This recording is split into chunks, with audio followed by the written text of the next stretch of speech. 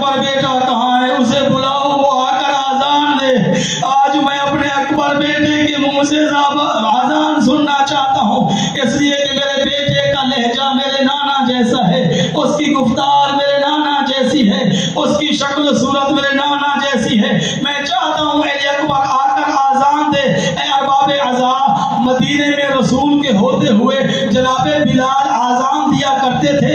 رحلت رسول کے بعد جناب بلال نے مدینہ چھوڑ دیا تھا یا چھڑا دیا گیا تھا۔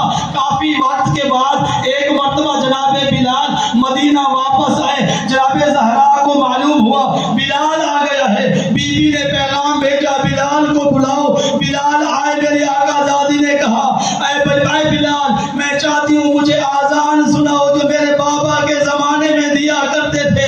بلال نے کہا میں نے آزان دینا چھوڑ دیا ہے۔ میری آقا زادی نے کہا میرا حکم ہے آزان دو۔ اے ارباب عزا، بلال نے آزان دینا شروع کی، کہا اللہ اکبر، اللہ اکبر کی تکبیریں ختم ہوئی۔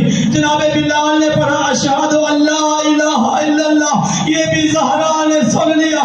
جب پہنچی آزان اشہد ان محمد رسول اللہ، زہرا کے پہ غش آ گئی، لوٹی چلی بلال کے پاس۔ بلال کس کے لیے آزان دے رہے ہو؟ بلال نے کہا زہرا کے لیے۔ کہا زہرا تو بے ہوش ہو گئی ہے۔ میں کہوں گا میرے آقا زادی مدینے کے آباد شہر میں بلال سے آزان سننا آسان تھا، لیکن کربلا کے صحرا میں، رات کے اندھیرے میں اور جنگل کے ماحول میں زینب کے لیے اکبر کی آزان سننا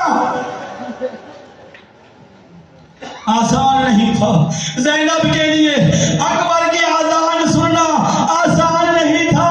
میرے مولا نے حکم دیا اکبر اور آزان دو۔ جناب اکبر آئے، آزان دینا شروع کی، اللہ اکبر، یہ آواز پہنچی زینب کے کانوں میں، جلدی سے اٹھی، کہا